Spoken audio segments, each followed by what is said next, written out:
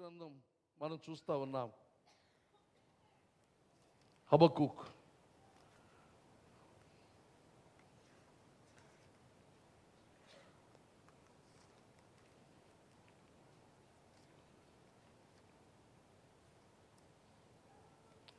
హబక్కూకు 3వ అధ్యాయం. హబక్కూకు 3వ అధ్యాయం. పోయిన వారు ఇదే మొదలు పెట్టాము, కానీ పూర్తి చేయలేకపోయాను. ప్రవక్తకు హబక్కూకు మొదలువచనం చేసిన ప్రార్థన వాద్యములతో పాడదగినది. యెహోవా, నిన్ను గూర్చిన వార్త విని నేను భయపడుచున్నాను. యెహోవా, సంవత్సరములు జరుగుచుండగా నీ కార్యము నూతనపరచుము. సంవత్సరములు జరుగుచుండగా దానిని తెలియచేయము. కోపించుచునే వాత్సల్యమును జ్ఞాపకమునకు తెచ్చుకొనుము. ఇది హబక్కూకు చేస్తున్న ప్రార్థన. ఈ ప్రార్థన ఇక్కడ మనం చూస్తున్నాం, ఒక పాటగా పాడుతున్నాడు. ప్రార్థనని పాటగా పాడుతున్న ఈ గొప్ప సందర్భం ఇది. మనకు తెలుసు ఈ సందర్భం. హబక్కూకు గ్రంథంలో 2 సార్లు దేవుని సన్నిధికి హబక్కూకు వెళ్ళాడు ప్రశ్నలతో. ఆ ప్రశ్నలకు జవాబులుగా 2 సార్లు దేవుడు జవాబు ఇచ్చాడు. అయితే హబక్కూకు ఆశించినట్టుగా జవాబులు లేవు. తను అనుకున్నది ఒకటి అనుకుని ప్రార్థన మొదలుపెట్టాడు, కానీ దేవుడు ఇచ్చిన జవాబులు కొంచెం భిన్నంగా, ఇంకా చెప్పాలంటే దేవుని విధానానికి విరుద్ధంగా ఉన్నట్టుగా తనకి అనిపించాయి. దాంతో మళ్ళీ 2వసారి వెళ్తున్నాడు. ప్రభు, ఇదేమిటిది అని చెప్పి, ఆయన చెప్పే వరకు నేను కదలను అని చెప్పి ఉంటాను, బురుజులో నేను కూర్చుంటాను, ఆయన నాతో మాట్లాడే వరకు ఉంటానన్నాడు. దేవుడు మరలా మాట్లాడాడు.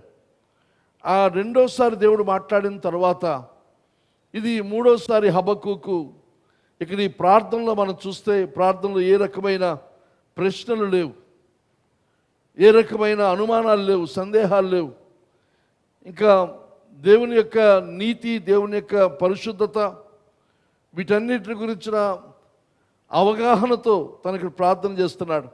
ఈ పాటగా పాడుతున్న ఈ ప్రార్థనలో చూస్తే అతడు చెబుతున్న మాట ఏదనగా, ప్రభువా, Habakkuk admits that Israel had failed. Habakkuk ఒప్పుకుంటున్న మాట ఏదనగా, ఇశ్రాయేలు జనాంగముగా, నీ ప్రజలముగా మేము తప్పు చేశాం, మేము పాపం చేశాం, మేము చేయకూడని పని మేము చేశాం. కనుక నీవు దండించడము, శిక్షించడములో నీవు న్యాయవంతుడు. కనుక ఆయన తీర్పును గురించి, ఆయన దండన గురించి ఏమాత్రము కూడా ప్రశ్నలు ఇక్కడ 3వ అధ్యాయం వచ్చే సమయానికి హబక్కూకు లేవు. లేకుండా అంటున్నాడు, యెహోవా, నిన్ను గూర్చిన వార్త విని నేను భయపడుచున్నాను. ఇది ఈ రోజుల్లో అందరికీ, ముఖ్యంగా క్రైస్తవులకు ఇది అవసరమని నేను భావిస్తూ ఉన్నాను, విశ్వసిస్తూ ఉన్నాను చెప్పాలి, భావించడం కంటే. హబక్కూకు అంటాడు, ప్రభువా, నిన్ను గూర్చిన వార్త విన్నాను, నాకు భయమేస్తుంది. నిన్ను గూర్చిన వార్త విన్నాను, నేను భయపడుతున్నాను. ESV తర్జుమాలో అంటాడు, ఐ స్టాండ్ ఇన్ ఆ ఆఫ్ యువర్ వర్డ్. నీ మాటను బట్టి, నీవు సెలవిచ్చిన మాటను బట్టి నేను ఆశ్చర్యపోతూ, ఇంకా చెప్పాలంటే భయపడుతూ నీ ఎదుట నేను నిలబడుతున్నాను. ఐ స్టాండ్ ఇన్ ఆ అట్ యువర్ వర్డ్. అనగా నీ మాట నీవు సెలవిచ్చినప్పుడు ఆ మాటకు నేను భయపడుతూ ఉన్నాను. ఈ రోజుల్లో మాటకు భయపడే పరిస్థితి, దేవుని వాక్యానికి భయపడే పరిస్థితి చాలా తక్కువైంది. ఒకసారి చెప్పాలంటే బెత్తానికి కూడా లోబడిని భయంకరమైన స్థితిలోనికి వెళ్ళిపోయారు. అలాగే ప్రకటన గ్రంథం చదువుతూ ఉంటే,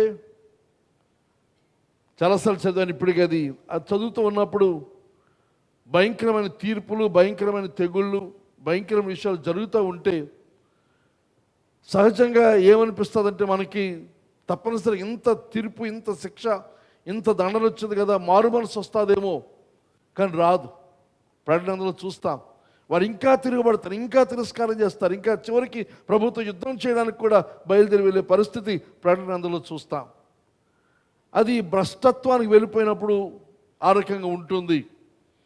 నా యొక్క ఆశా ప్రార్థన, సంఘం ఎవరు కూడా, మన సంఘం మాత్రమే కాకుండా క్రైస్తవులైన వారు ఎవరు కూడా ఆ భ్రష్టత్వంలోనికి వెళ్ళిపోకుండా ఉండాలి. భ్రష్టత్వం అంటే మనకి భయం ఉండదు, చేసింది తప్పు అనిపించదు, మాట్లాడింది తప్పు అనిపించదు, ఏది తప్పు కాదు, మనం నచ్చినట్టు మనం చేసుకోవడం అదే కరెక్టు అనిపించే పరిస్థితి. దాంతో భయం ఉండదు. ఎప్పుడైతే దేవుని భయము ఉండదో దాని పర్యవసానంగా జరిగేది ఏదనగా తల్లిదండ్రులంటే భయం ఉండదు, టీచర్లంటే భయం ఉండదు, ఇంక దేవుని సేవకులంటే అసలే భయం ఉండదు. ఎందుకంటే వారి దృష్టిలో వీరికి అసలు ఎందుకు పనికిరాని భావనతో ఉంటారు. కనుక ఎప్పుడైతే దేవుని భయం లోపిస్తుందో, దేవుని భయాన్ని మనం కోల్పోతామో, మిగతా దేని మీద ఎవరి మీద మనకి భయం లేని ఒక భ్రష్టత్వపు స్థితిలోనికి మనం వెళ్ళిపోతాం. ఇక్కడ హబక్కూకు చూసినప్పుడు ప్రశ్నలతో మొదలుపెట్టాడు. దేవుడి న్యాయాన్ని ప్రశ్నించాడు, దేవుని ప్రేమను ప్రశ్నించాడు. కానీ దేవుడు తనతో మాట్లాడిన తర్వాత తన చిత్తాన్ని, తన విస్తృతమైన తన ప్రణాళికను 2 అధ్యాయాలు మనం చూచాం. అది తెలియజేస్తున్న తర్వాత, ప్రభువా నిన్ను గురించి విన్నాను, లేదా నీ నుండి నేను విన్నాను, నేను ఇప్పుడు భయపడుతున్నాను. I'm scared. దేవుని మాటకు భయపడి ఆ భయాన్ని మనలో పెంపొందించుకోవాలి. ఇందాక అనిల్ చదివిన సామెతల భాగం 9వ అధ్యాయం అంటాడు ఇక్కడ, ఫియర్ ఆఫ్ ద లార్డ్, 10వ వచనం, fear of the Lord is the foundation of wisdom. జ్ఞానానికి మూలము, జ్ఞానానికి పునాది ఏదనగా దేవుని యందు భయం. Knowledge of the holy one results in good judgment. దేవుని యందు లేక పరిశుద్ధుని గురించిన అవగాహన, జ్ఞానం కలిగితే సరైన నిర్ణయాన్ని, సరైన జడ్జిమెంట్ అనగా గుడ్ జడ్జిమెంట్ అనగా సరైన పరిష్కారాన్ని మనం కనుగొని ముందుకు సాగడం వీలవుతుంది. ఎప్పుడు అనంటే దేవుని గురించిన జ్ఞానం, పరిశుద్ధుని గురించిన జ్ఞానం. ఆ పరిశుద్ధుని గురించిన జ్ఞానం ఉంటే, ఆయన ఏమిటి, ఆయన ఎలాంటి వాడో తెలిసినప్పుడు దాన్ని అనుసరించే మన జీవితం యొక్క నిర్ణయాలు మనం తీసుకుంటాం. అంటాడు, wisdom will multiply your days. జ్ఞానము నీ రోజులను అధికం చేస్తుంది. And add years to your life. నీ జీవితానికి సంవత్సరాలు కలుగుతుంది. అనగా ఇటు చూసిన దీర్ఘాయుష్ కలుగుతుంది. అది మాత్రమే కాకుండా ఇంకా చూసినట్టు నిత్యత్వానికి, అనగా ప్రభు యొక్క రాజ్యములో, ప్రభు యొక్క రాకడలో ఆయనతో పాటు ఉండి ఆయన జీవించినంతకాలము మనం ఉంటూ పోయే ఆ నిత్యత్వానికి చేరాలి అంటే దేవునికి జ్ఞానం కావాలి. ఆ జ్ఞానం కావాలంటే దాని పునాది, మూలము ఏదనగా దేవుని యందు భయం. దేవుని యందు భయం ఉంటే జ్ఞానం వస్తుంది. ఇంకా మనకు తెలుసును, జ్ఞానము ప్రభు అయిన యేసుక్రీస్తు. ప్రభుని కలిగి ఉంటే మన ఆయుష్ పెరుగుతుంది, మన జీవితకాలం పెరుగుతుంది. అలాగే అది మాత్రమే కాకుండా నిత్యత్వానికి మన ప్రభుతో జీవించి ఉంటామని చెప్పి ఇక్కడ ఈ వాక్యం మనకు సెలవిస్తున్న మాట గమనించవలసిందిగా మనవి చేస్తూ ఉన్నాను. కానీ ప్రభువా నిన్ను గురించిన వార్త విని నేను భయపడుచున్నాను. నిన్ను గురించిన వార్త విన్నాను, నీ గురించి విన్నాను, నీ జ్ఞానం నాకు కలిగింది. నువ్వు అలాంటి వాడువో, నువ్వేది ఇష్టపడతావో, నువ్వేవి కోరుకుంటున్నావో ఇవన్నీ నాకు అర్థమైన తర్వాత, దేవుని యొక్క లక్షణం, దేవుని యొక్క క్యారెక్టర్, దేవుని యొక్క స్వభావం అర్థమైన తర్వాత మనలో ఏం రావాలి? దేవుని అందలి భయం రావాలి. దేవుని అందరి భయం కాకుండా ఇంక వేరే ఏదైనా వస్తే మనం సరైన స్థితిలో మనము లేము. దేవుని యొక్క మాట వినబడినప్పుడు, దేవుని చిత్తం మనకు తెలియజేయబడినప్పుడు, దేవుని యొక్క క్యారెక్టర్, దేవుని యొక్క స్వభావం, ఆయన యొక్క నైజం మనకు తెలియజేయబడినప్పుడు మన జీవితాలు ఆయన నైజంతో మనం పోల్చుకొని మనలోకి రావాల్సింది దేవుని యొక్క భయం అని చెప్పి మనవి చేస్తూ ఉన్నాను. ఆ తర్వాత అంటే 2వ వచనం, యెహోవా సంవత్సరములు జరుగుచుండగా నీ కార్యము నూతన పరచుము. ప్రభువా నీ సంవత్సరాలు జరుగుతూ ఉంటాడుగా నీ కార్యాలు నూతన పరచు. సంవత్సరములు జరుగుచుండగా దానిని తెలియచేయము. కోపించుచునే వాత్సల్యమును జ్ఞాపకమునకు తెచ్చుకొనము. పోయిన వారం చెప్పాను, ఇక్కడ 3 మాటలు మనం చూస్తున్నాం. ఇక్కడ రివైవ్, రివీల్ అండ్ రిమెంబర్ అంటున్నాడు. ప్రభువా సంవత్సరాలు జరుగుతూ ఉంటుండగా నీ కార్యము నూతనపరచు, రివైవ్ చేయి ప్రభు. నీ పనిని, ఈ కార్యాన్ని నూతనపరచు. తర్వాత సంవత్సరం జరుగుతుండగా దానిని చేయి. సంవత్సరాలు జరుగుతుండగా ప్రభు దాన్ని మాకు చూపించు, మాకు కనపరచు. ఆ తర్వాత కోపించుచునే వాత్సల్యమును జ్ఞాపకమునకు తెచ్చుకొనుము. నువ్వు కోప్పడుతూనే అదే సమయమందు నువ్వు చేయవలసిన పని ప్రభుని చేయాలని ఆశిస్తున్న పని ఏదనగా నీ వాత్సల్యమును జ్ఞాపకం తెచ్చుకో. ఇక్కడికి remember, revive, reveal and remember. పోయిన వారం వీటి గురించి కొద్దిగా మాట్లాడాను. అది దీని ముందు మరొకసారి రెంటనాడికి సంవత్సరం జరుగుతుండగా అనగా హబక్కుకు అడుగుతున్న చేస్తున్న ప్రార్థన ఏదనగా ప్రభువా ఇప్పుడు లేదా మా కాలంలో ప్రభువా దాన్ని జరిగించు అని ప్రార్థిస్తూ ఉన్నాడు. ఈ సమయం అనగా in this time of our deep need, మా యొక్క లోతైన అవసరత కలిగిన ఈ సమయంలో ప్రభువా నాకు సహాయం చేయి. ఇంతకుముందు సంవత్సరాల్లో నీవు చేసినట్లుగా, ఇది NLT తర్జుమాలు అంటాడు హబక్కుకు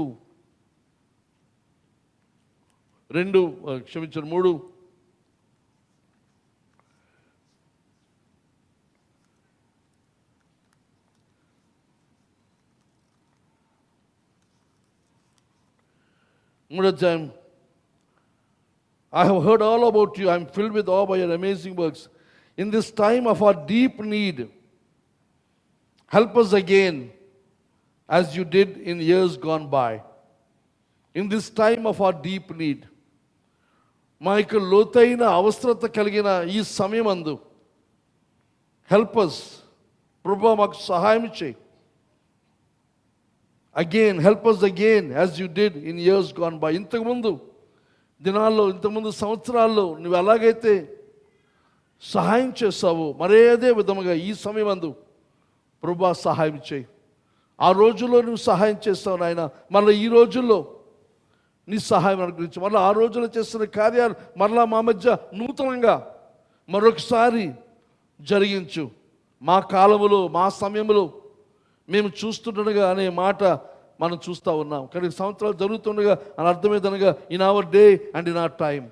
ప్రభు మా రోజుల్లో, మా కాలంలో ఇక్కడ ప్రభు జరిగించు. ఈ ప్రార్థన యొక్క అర్థం ఏమిటని మనం ఆలోచన చేస్తే, ఇక్కడ ఒక భక్తుల ప్రార్థన రాశాడు. ఈ ప్రార్థన భావం ఏమిటి? Lord, in between your past actions in history and your future judgement yet to come.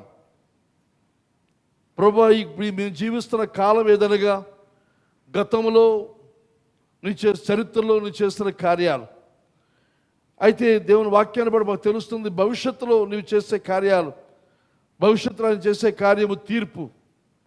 ఆ తీర్పుని గురించి మాకు తెలుసును.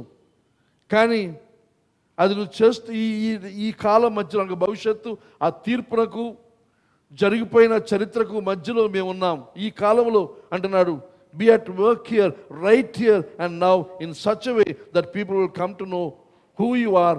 Make yourself known now. ఇదంటున్న మాట ఏదనగా, ప్రభువా ఈ మధ్యకాలం ఉంటున్న మాయడల నీ కార్యాన్ని జరిగించి, నీ పనిని జరిగించి, మళ్ళా నూతనపరిచి, ఉజ్జీవపరిచి, దాన్ని బట్టి ఏమవ్వాలి అని అంటే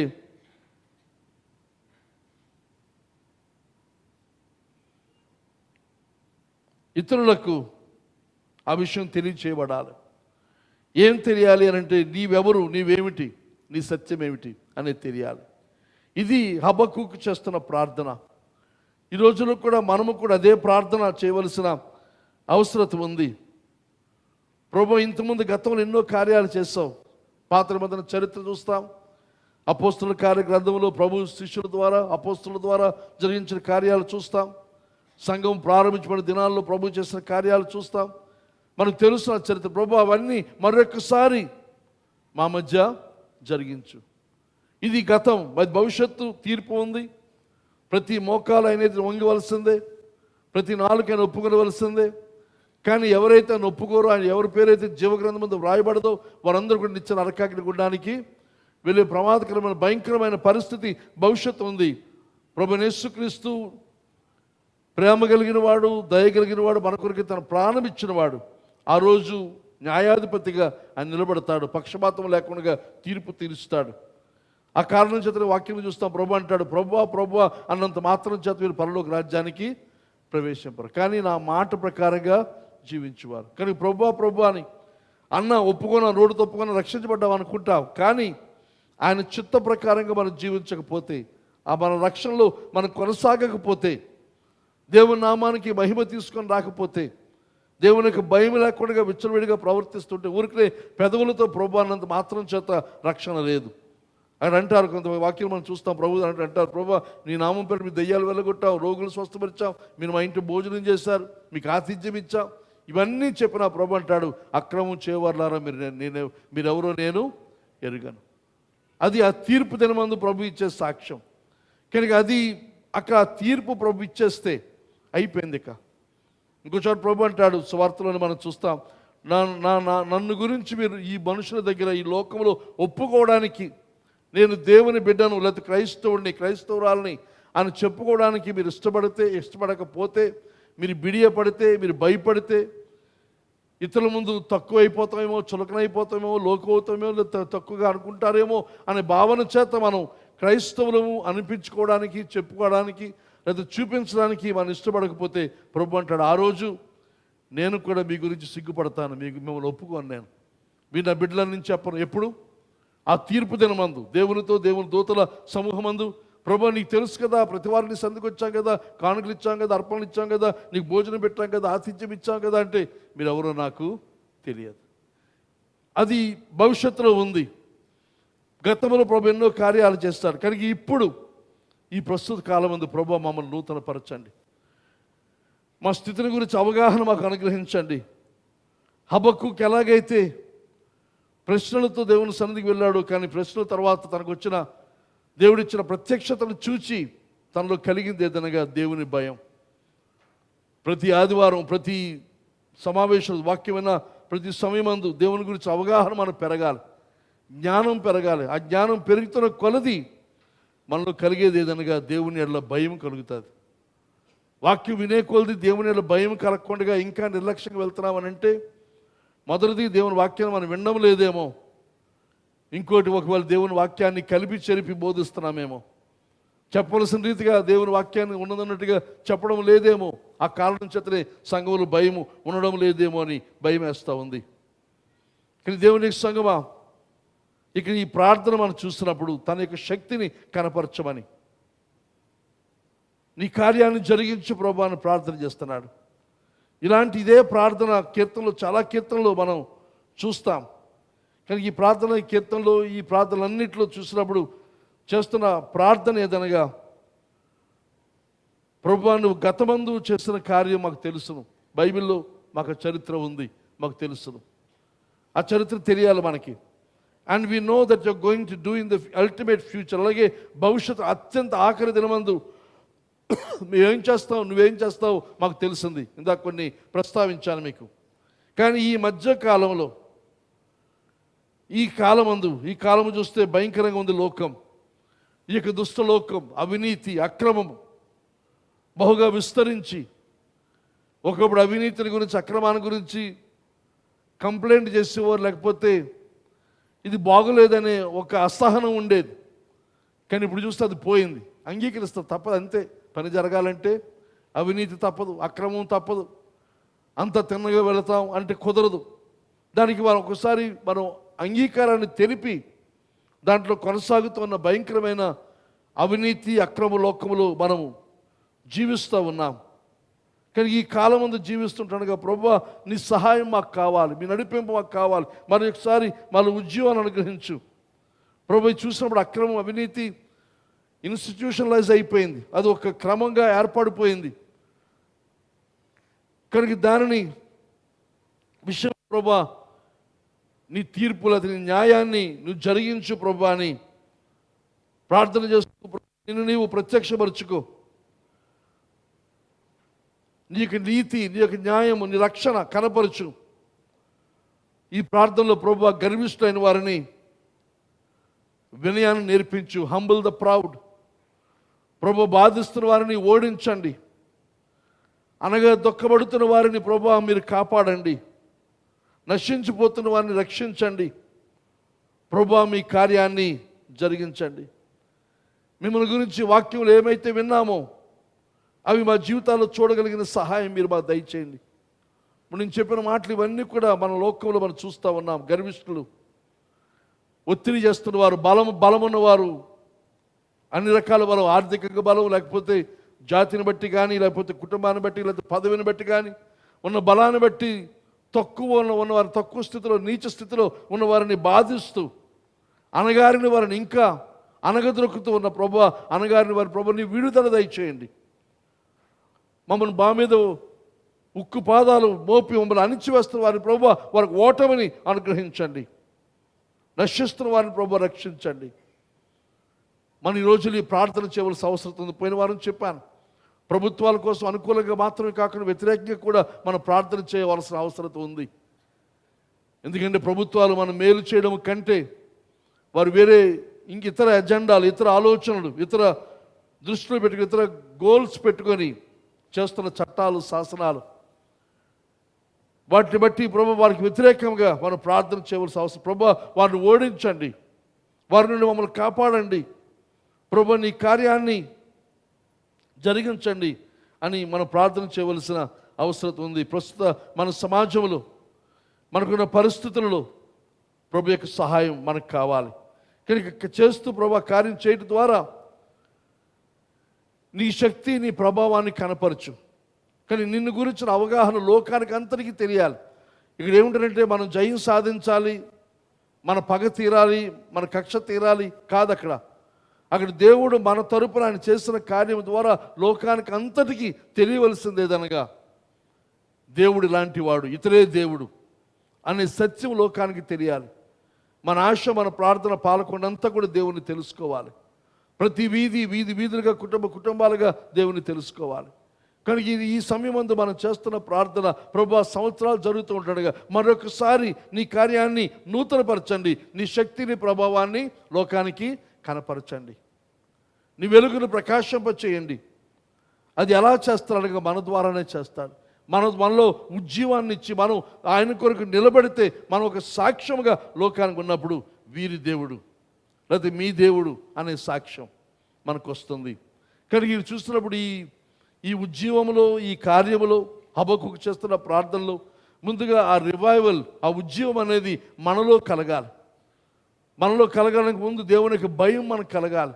దేవుని యొక్క భయం, ఆ దేవుని యొక్క ఉజ్జీవం అన్నప్పుడు దేవుని వాక్యాలు యథాతథంగా తీసుకొని దాన్ని అందు ఆనందిస్తూ, దేవుని వాక్యం ఏది చెబితే అది, ఇంకా చెప్పాలంటే దేవుని యొక్క స్వభావానికి విరుద్ధంగా మనం ఏ పని చేయడానికి మనం భయపడాలి. దేవుని స్వభావం, దేవుని యొక్క లక్షణానికి విరుద్ధంగా మనం పని చేయడానికి భయపడే వారంగా మనం ఉంటే, ఈరోజు ఎక్కడో చదివాను, లోకం మీద ప్రభావం చూపడానికి క్రైస్తవులు ఎంచుకుంటున్న మార్గం ఏమిటనంటే అందరితో పాటు కలిసిపోయి, అందరితో పాటు లీనమైపోయి, అందరితో పాటు మిళితమైపోయి వారు ఏవేవి చేస్తారో అవన్నీ మనము చేస్తూ, ఏవి కూడా పట్టింపు లేకుండా, ఏవి వ్యతిరేకత లేకుండా వాళ్ళతో కలిసిపోతే వాళ్ళందరినీ ప్రభు కోసం సంపాదించగలం అని అనుకొని చాలామంది క్రైస్తవులు చేస్తున్న పనేదనగా లోకముతో కలిసిపోతున్నారు, లోకంలో మిళితమైపోతున్నారు.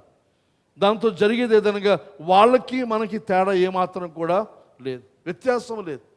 దాంతో దేవుని యొక్క ప్రభావాన్ని వారి మీద చూపలేకపోతున్నాం. ఒకవేళ సరే అడుగుతాను, సరే వారిలాగా ఉన్న వారితో కలిసిపోయాం, ఎంతమందిని ప్రభు కోసం సంపాదించాం? మన జీవితాల ద్వారా ఎంతమంది ప్రభావితులు అయ్యారు? ఎంతమంది మీ దేవుడు గొప్ప దేవుడు అని సాక్ష్యం ఇచ్చారు? ఎంతమంది మీ దేవుడు కలిగిన ఆ జీవితాన్ని బట్టి మాకు కూడా అలాంటి జీవితం కావాలి, మీలాగా ఉండాలంటే మేము ఏం చేయాలి అనే ప్రశ్న మనకి ఎప్పుడైనా వచ్చిందా? రాలేదు అని అంటే దాని అర్థం మన వారిలో కలిసిపోయాం, వారితో ఒకటైపోయాం, మమేకం అయిపోయాం, మింగిల్ అయిపోయాం పూర్తిగా. కానీ దేవుని వాక్య ప్రకారంగా మనం నిలబడితే, దేవుని యొక్క స్వభావాన్ని అనుసరించాలి, స్వభావాన్ని తగినట్టుగా మనం నిలబడితే జరిగేది ఏదనగా ఇదేంటి మనం ఇలాగ ఉన్నాం, వీరు ఇలాగ ఉన్నారు. మన స్పందన అన్ని విషయాలకు మనకు సమృద్ధి ఉన్నప్పుడు, లేనప్పుడు, లేమిలో, ఇబ్బందులు, వ్యాధులు, బలహీనతలు, తర్వాత ఇంకా ఇబ్బందులు పడుతున్న సమయాల్లో, ఇంకా రోగము కలిగిన సమయాల్లో మనకి స్పందన దేవుని వాక్యాన్ని అనుసరించి ఉండాలి. ఇక్కడ హబక్కు గ్రంథంలో చూస్తాం, ఈ బబులోను వారు ఎలాంటి వారు అంటే వారు కాని దాన్ని వారు ఆక్రమిస్తారు. దేవుడికి అది అంత మాత్రం కూడా ఇష్టం ఉండదు. దేవుడు దాన్ని వ్యతిరేకిస్తాడు. మనది కాని దాన్ని మనం స్వీకరించడం, లేదా దొంగతనం, లేకపోతే విధవరాలని చెప్పి బలం లేదని చెప్పి వారిని ప్రక్కకు తోసేసి మనకు బలం ఉంది కదా అని ఆక్రమించుకుంటే దేవుని స్వభావం అది కాదు. విధవరాల పక్షాన ఆయన వ్యాజ్యపడతాడు, అనాథుల పక్షాన ఆయన ఉంటాడు. కానీ ఎప్పుడైతే ఆయన స్వభావం తెలుస్తుందో మనం అలాంటి చెడు కార్యాలు చేయడానికి మనం ఇష్టపడం. ఒకప్పుడు మన మీద మన సంఘం యొక్క ఈ మందిరం యొక్క ప్రారంభ దినాల్లో మన మీద చాలా కంప్లైంట్లు. అది ఎక్కడంటే పాలకొండ పంచాయతీ మొదలుపెట్టి మన రాష్ట్ర డిపార్ట్మెంట్ అన్నిటికీ, దాంతోపాటు ఇంకా కేంద్ర ప్రభుత్వానికి కూడా, కేంద్ర ప్రభుత్వ స్థాయి వరకు అన్ని డిపార్ట్మెంట్లకి మన సంఘం మీద కంప్లైంట్లు వెళ్ళాయి. మన మీద ఈ కంప్లైంట్లు ఇచ్చారు. అది జరుగుతూ ఉంటుండగా మనం చేస్తుంది ఏమీ లేదు, ప్రార్థన చేస్తున్నాం, దేవుని సన్నిధిలో గడిపెడుతున్నాం. తర్వాత నేను విన్న మాట ఏమిటంటే, ఒకసారి శ్రీకాకుళం ఎస్పీ గారి ఆఫీసులో అక్కడ మనకు తెలిసిన వారు కూడా ఉన్నారు, ఇది నిజంగా వారు చూసి నాకు చెప్పిన మాట. ఎస్పీ చెవిలోనికి వెళ్ళి ఒక పాలకొండ నుంచి ఒక అధికారి, పోలీస్ అధికారి వెళ్ళి మన మీద చెడ్డగా చెబుతూ, మీరు యాక్షన్ తీసుకో, మీరు మాకు పర్మిషన్ ఇస్తే వెంటనే మేము కార్యం చేస్తాం అన్నప్పుడు ఆ ఎస్పీ గారు అన్న మాట, అక్కడున్న ఇంకొక వ్యక్తి నాకు చెప్పిన మాట ఏదనగా, క్రైస్తవులు అలాంటి పని చెయ్యరు. మన మీద చేస్తున్న కంప్లైంట్ చెబుతున్న మాటలు ఎస్పీ విని క్రైస్తవులు అలాంటి పని చెయ్యరు అని ఆ సాక్ష్యం విన్నప్పుడు నాకు చాలా ఆనందం కలిగింది. అంటే క్రైస్తవ అంటే మన గురించి కాదు, క్రైస్తవ అంతరి గురించి ఒక జనరల్ స్టేట్మెంట్. అది ఈ రోజుల్లో మన అదే స్టేట్మెంట్ మనం వినగలమా? ఈ రోజులో ఇప్పుడు ఎంత అయిపోయింది? దాదాపు 35 సంవత్సరాలు అయిపోయింది. ఈ 35 సంవత్సరాలు, 30-40 సంవత్సరాల్లో క్రైస్తవ్యాన్ని గురించిన అలాంటి సాక్ష్యం క్రైస్తవులు అలా చేయరు, క్రైస్తవ విధానం అది కాదు అని ఒక వ్యక్తి సాక్ష్యం ఇవ్వగలిగిన స్థితిలో క్రైస్తవ్యం ఉందా అని ఒకసారి మళ్ళీ మనం ప్రశ్నించుకోవలసిన అవసరం ఉందని చెప్పి మనవి చేస్తూ ఉన్నాను. కనుక మనలో ఆ ఉద్యమరాలు క్రీస్తు వలె మేము ఉంటాం, క్రీస్తు యొక్క విధానాన్ని అనుసరించి మేము ప్రవర్తిస్తాం, దేవుని నామానికి అవమానం తీసుకొని రాము, ఏది కూడా వంకర టింకర మార్గం వెళ్ళం, తిన్నని మార్గం సరైన దాంట్లో శ్రేష్టమైనదే మేము చేస్తాం అనే ఉద్యమానికి, మారు మనసులకు మనందరూ రావాల్సిన అవసరం ఉంది. దాని ద్వారా లోకానికి ఆయనకి మహిమ వెల్లడవుతుంది. మనల్ని చూచి ప్రజలు అడుగుతారు. అపోస్తలులు పేతురు చేసిన ప్రసంగం తర్వాత ప్రజలందరూ అడుగుతారు, అయ్యలారా రక్షణ పొందడానికి మేమేం చేయాలి? మనం వెళ్ళి మీరు రక్షణ పొందని బ్రతిమాలడం కాకుండా తిరిగి అట్నుంచి ప్రశ్న, ప్రభు మేము అయ్యలారా మీరు రక్షణ పొందాలంటే, మేము ఇలాగ ఉండాలంటే, మా జీవితాలు బాగుపడాలంటే, మీలాంటి స్పందన కలిగి మా పరిస్థితుల్లో మేము జీవించాలంటే మేమేం చేయాలి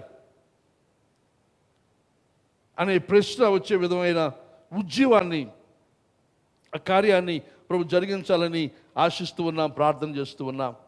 అయితే ఇక్కడ మూడవది మనం చూసినట్టు అంటున్నాడు, కోపించుచునే వాత్సల్యమును జ్ఞాపకమునకు తెచ్చుకొనుము. కోపించుచునే వాత్సల్యాన్ని జ్ఞాపకం తెచ్చుకో. ప్రభుని కోప్పడుతూనే నీ జ్ఞాపక కోపాన్ని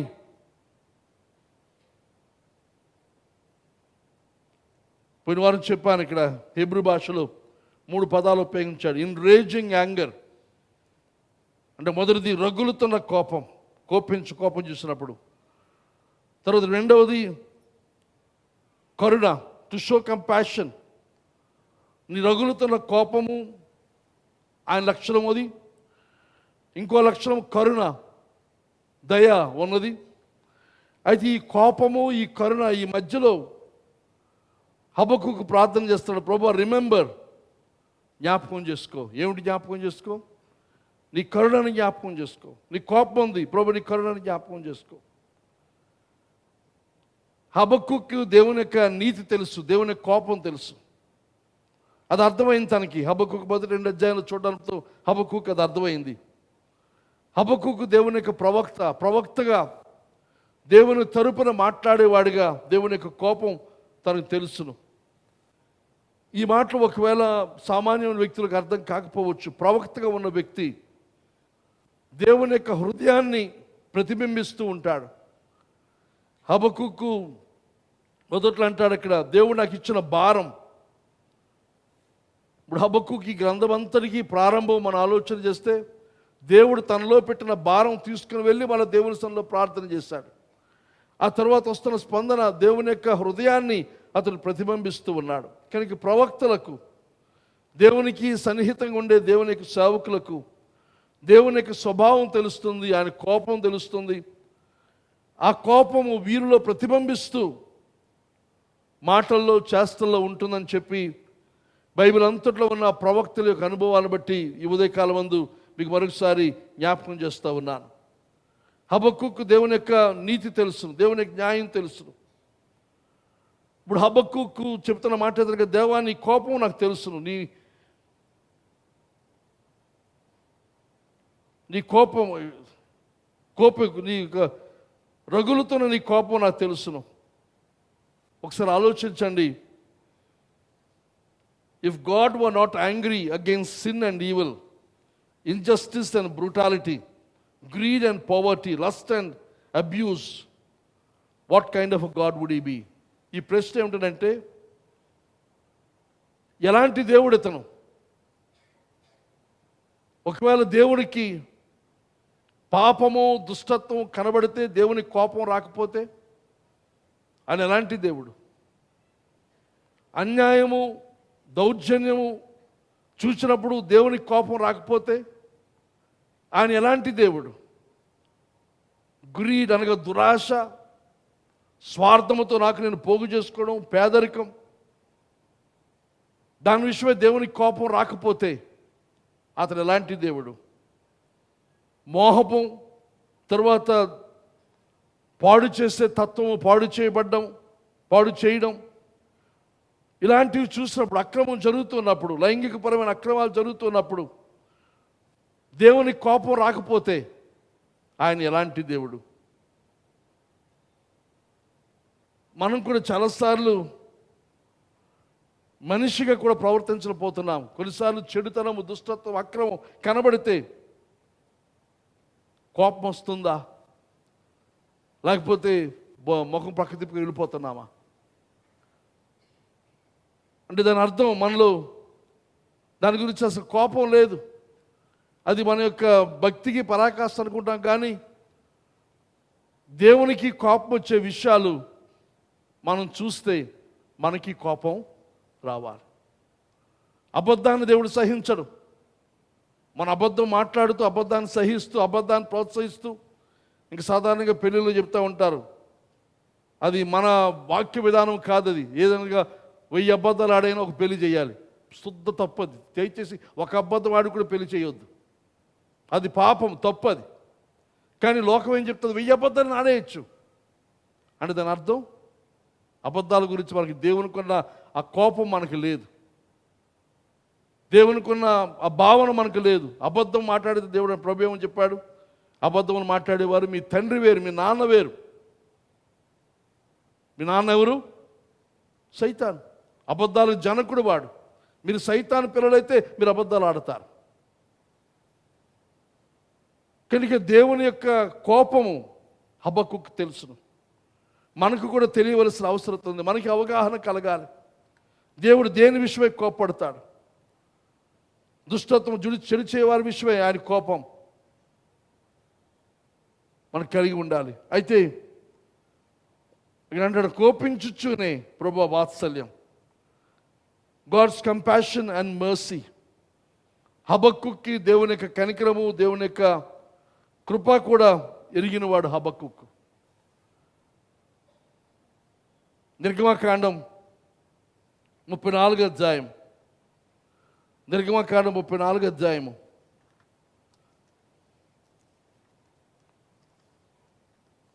ఇక్కడ ఈ సందర్భం మన ఆలోచన చేస్తే, ఇది సీనాయి పర్వతం మీద దేవుడు దిగివచ్చి మోషేతో మాట్లాడి, ఇశ్రాయేలు జనాంగంతో మాట్లాడుతూ మోషేను కొండ మీదకి ఆహ్వానించాడు. 40 దినాల పాటు కొండ మీద మోషే ఉన్నాడు, 40 రాత్రింపగళ్ళు. ఆ ఉన్న సమయంలో ఇక్కడ క్రింద ఇశ్రాయేలీలు 40 రోజులకే వారిలో ఒక మాట అంటారు, కొన్ని వారాల క్రితం బోధించాను, అది మోషే అనేవాడు ఏమాయనో మాకు తెలియదు. ఏమైపోయా మోషే అనువాడు, వారు నడిపించిన నాయకుడు, ఐగుప్తు నుంచి తీసుకుని వచ్చిన వాడి గురించి మోషే అనువాడు ఏమైపోయాడో మాకు తెలియదు. కాబట్టి అహరోను దగ్గరికి వెళ్ళి, అహరోను మోషేకి సహోదరుడే, కానీ దేవునికి భయపడడం కంటే ప్రజలకు ఎక్కువగా భయపడే సేవకుడు.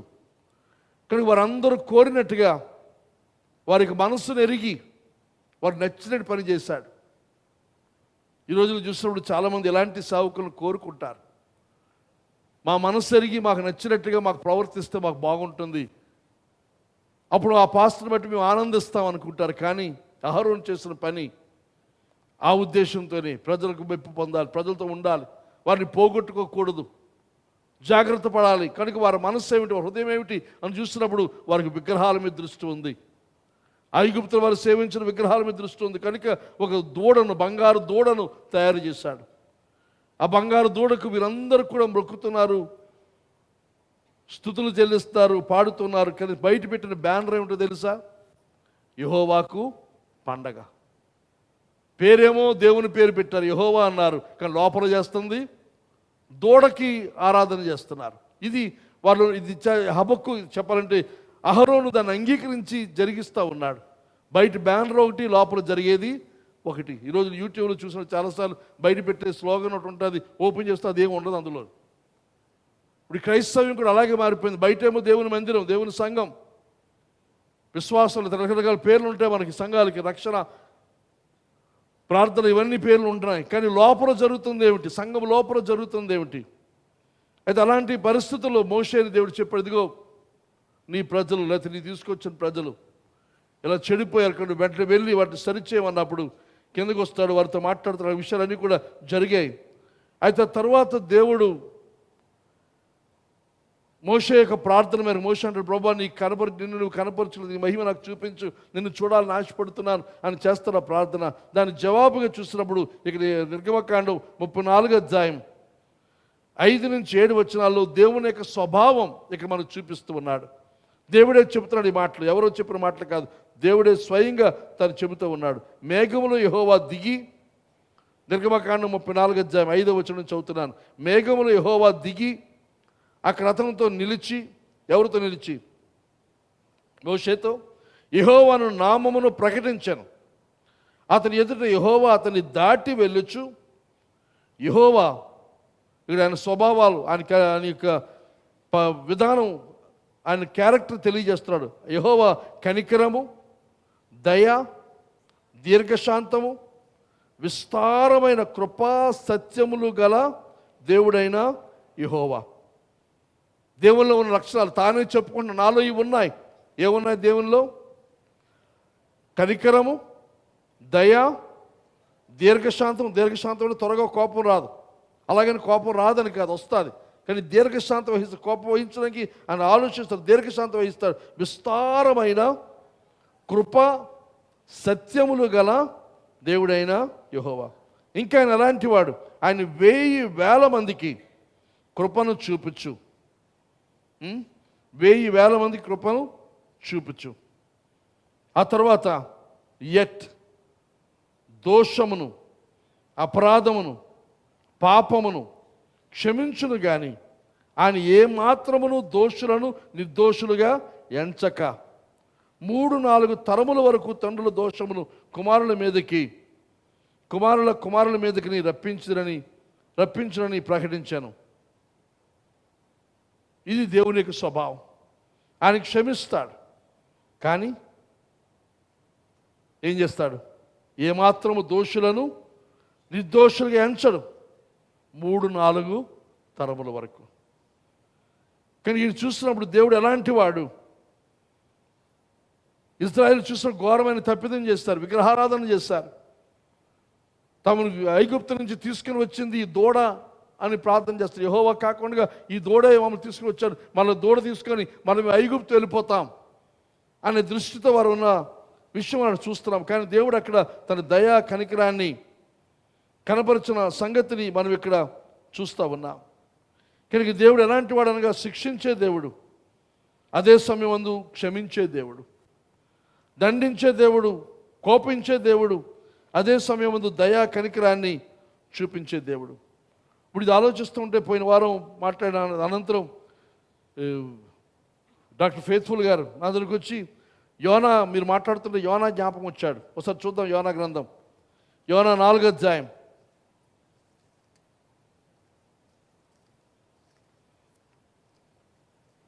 యోనా గ్రంథం 4వ అధ్యాయం ఎక్కడుందరు? అది వెనక్కి ఉందా ముందుకుందా? యోనా వెనక్కి ఉంది. యోనా గ్రంథం 4వ అధ్యాయం చూస్తే యెహోవా దీని గురించి బహు చింతాక్రాంతుడే కోపగించుకొని, క్షమించుకొని, యోనా దీనిని చూచి బహు చింతాక్రాంతుడే కోపగించుకొని, దేన్ని చూచి?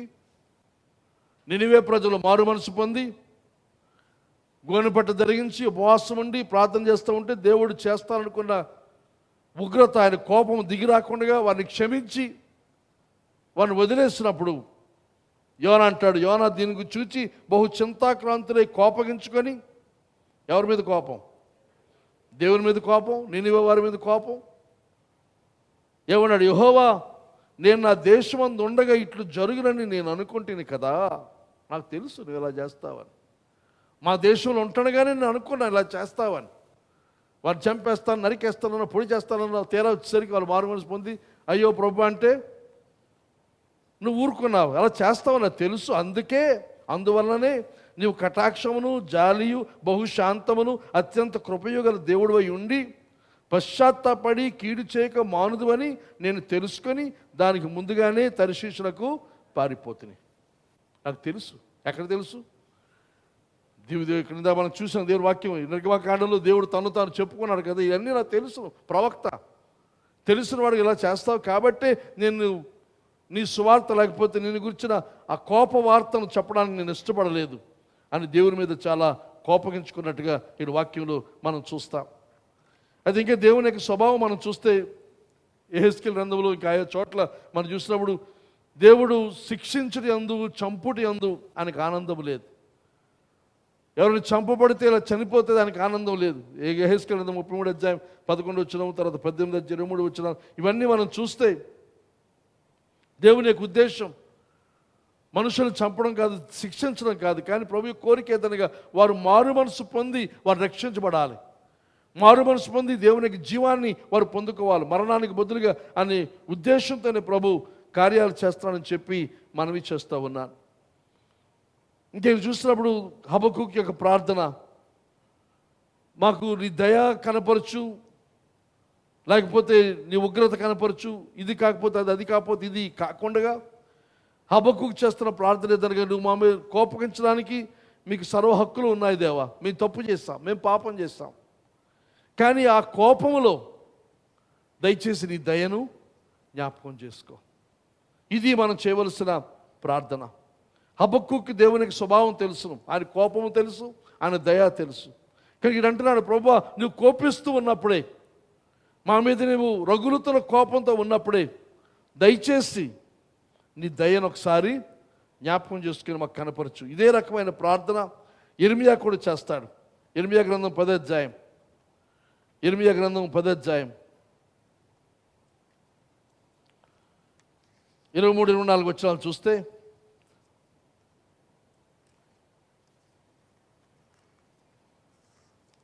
పదధ్యాయం 23-24 వచనాలు, యెహోవా తమ మార్గమును ఏర్పరచుకున్నట్టు నరుల వశంలో లేదనియు మనుష్యులు తమ ప్రవర్తన యందు సన్మార్గమును ప్రవర్తించే వారి వశంలో లేదనియు నేను ఎరుగుదును. యెహోవా నీవు నన్ను బొత్తిగా తగ్గింపుకున్నట్లు నీ కోపమును బట్టి నన్ను శిక్షింపక నీ న్యాయ విధిని బట్టి నన్ను శిక్షింపము.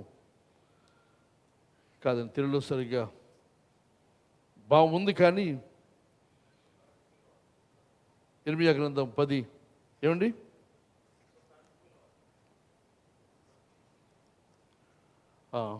అది ఇంగ్లీష్లో మనకు వస్తుంది అన్నమాట. 10వ అధ్యాయం 23-24 వచనాలు చూస్తే, క్షమించండి ఇంగ్లీష్లో చదివి చెప్తాను. అది 23వ వచనం మనం చూస్తే, ఐ నో లార్డ్, ఇర్మియా ప్రార్థన ఇది, Jeremiah's prayer. I know Lord that our lives are not our own. ప్రభువా మా జీవితాలు మావి కాదని మాకు తెలుసు. ఇర్మియా ప్రార్థన చేస్తున్నాడు. We are not able to plan our own course. మా సొంత జీవితాలు ఎలా నడిపించుకోవాలి అనే విషయాలు మాకు సరిగ్గా అవగాహన లేదు, మాకు తెలియదు.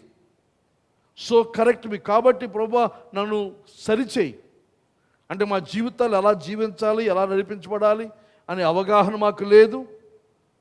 మా జీవితాలు మావి కాదని మాకు తెలుసు. మా ఇష్ట ప్రకారంగా మేము జీవించడం చిత్తము కాదు. కానీ మేము ఎలా జీవించాలనేది కొన్నిసార్లు మాకు తెలియకపోతూ ఉంది. మా జీవితాలు ఎలా నిర్దేశించుకోవాలి, ఎలా నడవాలి, ఎలా వెళ్ళాలి, ఏ విధానంలో వెళ్ళాలి అనేది మాకు అవగాహన లేకపోతుంది. కనుక మేము ఒకవేళ తప్పుడు మార్గంలో వెళ్ళిపోతే, నీకు ఇష్టం లేని దారిలో వెళ్ళిపోతే ప్రభువా మమ్మల్ని సరిచేయి. సో కరెక్ట్ మీ, నన్ను సరిచేయి అని చెబుతూ, so correct me Lord but please be gentle. మమ్మల్ని సరిచేస్తూ ప్రభు దయచేసి మృదువుగా ఉండు, జెంటిల్గా ఉండు. నీవు కోపమంతా మా మీద ప్రదర్శిస్తే మేము బ్రతకలేం. నువ్వు రౌద్రాన్ని మా మీద ప్రదర్శిస్తే మేము బ్రతకలేము. కనుక మమ్మల్ని సరిచేయి. సరిచేయొద్దు అనలేదు, మమ్మల్ని సరిచేయి. కానీ సరి చేస్తాడు ప్రభువా, కొంచెం మా మీద దయ చూపు, కనికరాన్ని చూపు. Do not correct me in anger. ప్రభు నీ కోపము కొలది నన్ను శిక్షించుకు, నన్ను సరిచేయకు. For I would die. అలా నీ కోపం కొలది నన్ను సరి చేస్తే నేను చనిపోతాను, నేను బ్రతకలేను, నేను తట్టుకోలేను. So do not correct me in anger for I would die. కనుక ఇది యెర్మీయా చేస్తున్న ప్రార్థన. అలాగే మన జీవితాల్లో మనం చేసుకోవలసిన ప్రార్థన కూడా. ప్రభు మమ్మల్ని దర్శించండి. మా జీవితాలు మావి కావు, నీ చిత్తంలో మీరు అడగలిగిన అవగాహన మీరు మాకు అనుగ్రహించండి. ప్రభు నన్ను సరిచేయి. హబక్కుకు ప్రార్థన చేస్తాడు, ప్రభు నీ యొక్క కోపంలో నీ దయను జ్ఞాపకం చేసుకో అని ప్రార్థన చేస్తూ ఉంటే దానికి జవాబు దేవుడిస్తాడు, ప్రభు ఇస్తాడు. ఒకరు మెల్లని స్వరంతోనేమో హబక్కుకు అలాగే నా కోపములో నీ దయని జ్ఞాపకం చేసుకుంటాను, నా కనికరాన్ని జ్ఞాపకం చేసుకుంటాను. కానీ అది ఏమిటో నీకు పూర్తిగా అర్థం కాదు ఇప్పుడు అనే మాటలు హబక్కుకు దేవుడు చెప్పుంటాడు. మన యొక్క మనస్సులకు, మనకున్న పరిమితమైన జ్ఞానమునకు ఈ సత్యాన్ని అర్థం చేసుకోవడం కష్టం.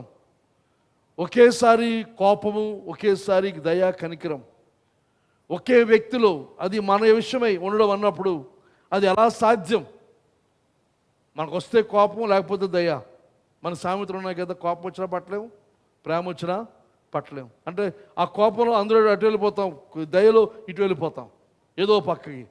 కానీ ఇక్కడ అంటున్నాడు, నీ కోపంలో నీ దయ మమ్మల్ని సరిచేస్తూ నీ కనికరాన్ని చూపించు. ఇది ఎక్కడ మనకి తెలుస్తుంది, ఎక్కడ కనబడుతుంది అని అంటే యేసు ప్రభు యొక్క సిలువలో మనం చూస్తాం. యేసు ప్రభు సిలువలో దేవుని యొక్క కోపము, దేవుని యొక్క దయ రెండు మనం చూడగలం.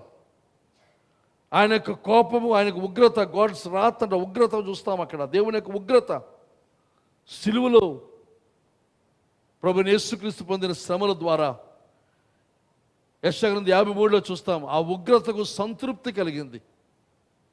అనగా దేవుని యొక్క ఉగ్రతకి సంతృప్తి కలిగింది, దేవుని యొక్క న్యాయానికి సంతృప్తి కలిగింది. ఎలాగో అంటే యేసుక్రీస్తు సిలువ యందు ఆయన పొందిన శ్రమలు, ఆ దండన, ఆ శిక్ష, తల మొదలుకొని పాదం వరకున్న గాయములు, వాటన్నిటిని బట్టి యెషయా గ్రంథం 53 అంటాడు, నీకు సంతృప్తి కలిగింది. నీకు అంటే దేవునికి, అంటే దేవునికి అన్నప్పుడు దేవుని యొక్క నీతికి, దేవుని యొక్క న్యాయానికి, దేవుని యొక్క పరిశుద్ధతకు సంతృప్తి కలిగింది.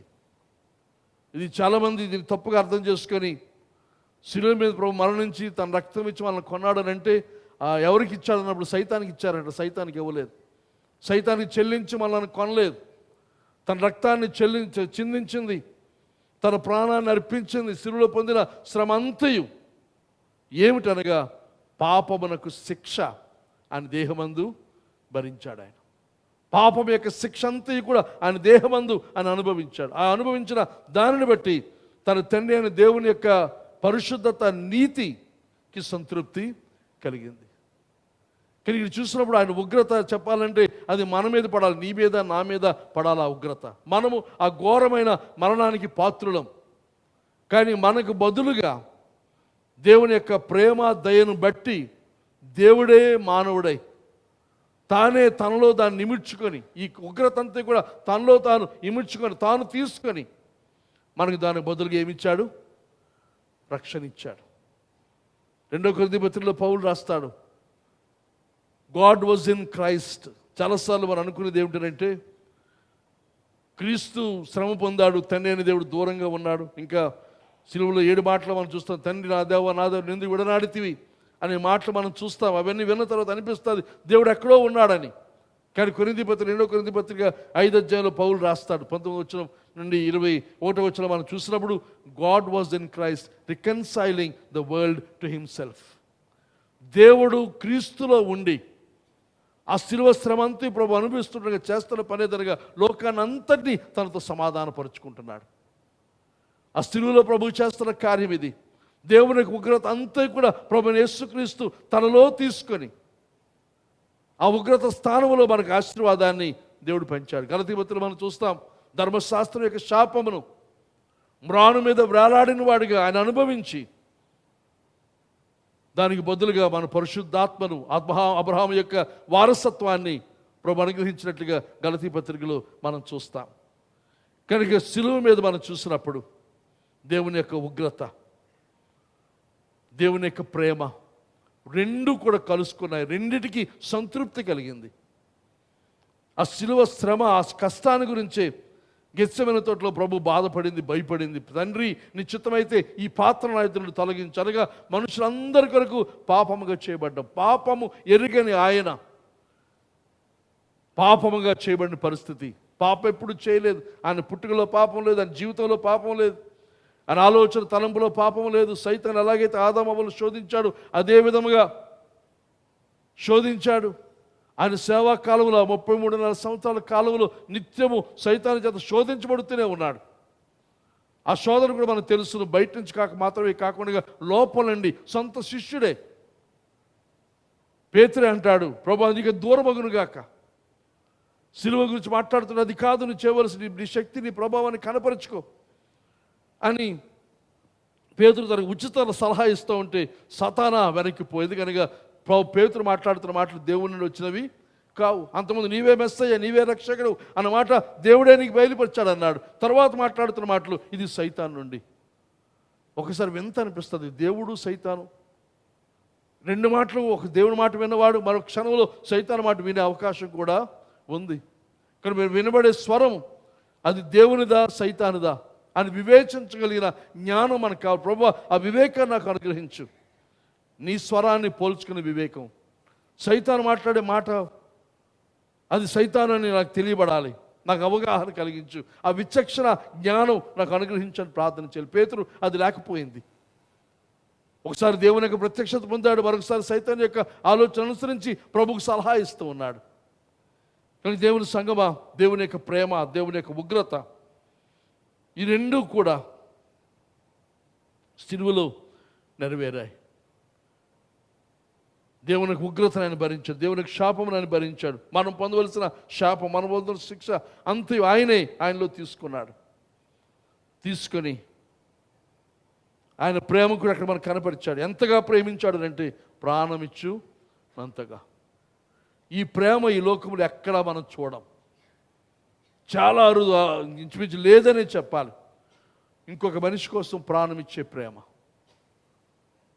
ప్రభువైన యేసుక్రీస్తు మన కొరకు ప్రాణం ఇచ్చాడు, ప్రాణం ఇచ్చి మనం రక్షించుకున్నాడు. కనుక కోపించుచునే వాత్సల్యమును జ్ఞాపకమునకు తెచ్చుకో అని హబక్కూకు చేస్తున్న ప్రార్థన క్రీస్తులో నెరవేరింది. కనుక ఆ కాలంలో మనం జీవిస్తూ ఉన్నాం. కనుక ఆయన కోపము, రౌద్రం అంతా కూడా క్రీస్తులో కనపరిచాడు. అయితే ఇప్పుడు దేవునికి మన మీద కోపము లేదు, మన మీద ఆవేశం లేదు, లేకపోతే విపరీతమైన రగులుతున్న కోపం మన మీద లేదు. ఆయనకున్నది ఏమిటి? ప్రేమ. యోహాను సువార్త 3వ అధ్యాయం 16-17 వచనం అంటాడు. యోహాను సువార్త 3వ అధ్యాయం 17వ వచనం.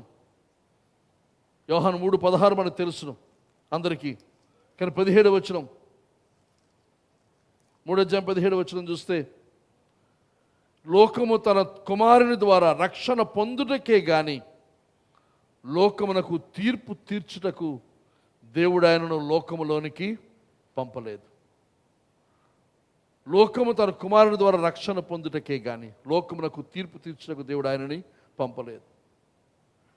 ప్రభు ఈ లోకానికి వచ్చింది, మొదటిసారిగా వచ్చింది దేనికోసం అనగా లోకానికి తీర్పు తీర్చడానికి కాదు, లోకాన్ని రక్షించడానికి. కానీ ప్రకటన గ్రంథంలో చూస్తాము ఇంకోసారి రానై ఉన్నాడు.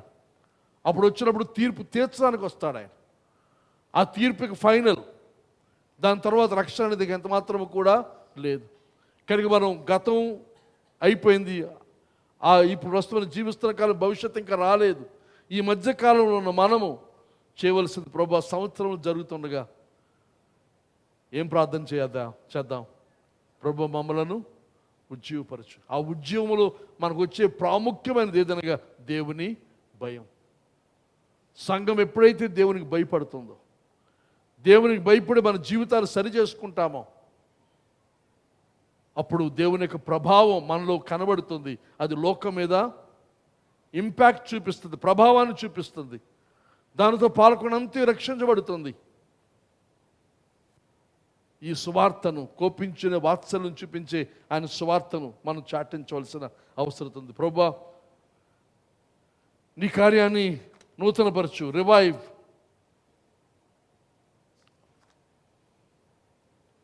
Reveal and remember. ప్రభు మమ్మల్ని గుర్తు చేసుకో, జ్ఞాపకం చేసుకో. నువ్వు కోపిస్తూనే ఒకవేళ నీ కోపం కొలిది మమ్మల్ని దండిస్తే, శిక్షిస్తే, సరిచేస్తే మేము నిలబడలేం. కాబట్టి మమ్మల్ని సరిచేయను ఆయన. ఈ 3 ప్రార్థనలు మనం చేద్దాం. ప్రభు మమ్మల్ని సరిచేయండి, మమ్మల్ని ఉజ్జీవపరచండి, మా ద్వారా నీ వెలుగు ప్రకాశింప చేయండి. ఈ కార్యములు చేస్తూ ఉంటానుగా ప్రభు, నీ కోపిస్తూనే ఆ కోపంలోనే దయచేసి మరి కనికరాన్ని చూపండి. మేము నిలబడలేని వారం, పని చేయలేని వారం, శక్తిహీనులం, బలహీనులం. కనుక ప్రభు సహాయం చేయని చెప్పి మనం ప్రార్థన చేస్తూ మన జీవితాలు ప్రభునికి అప్పగించుకుందాం. ప్రభు ఈ మాటలు మనందరి వినికి ఆస్వాదించును గాక. ఆమేన్.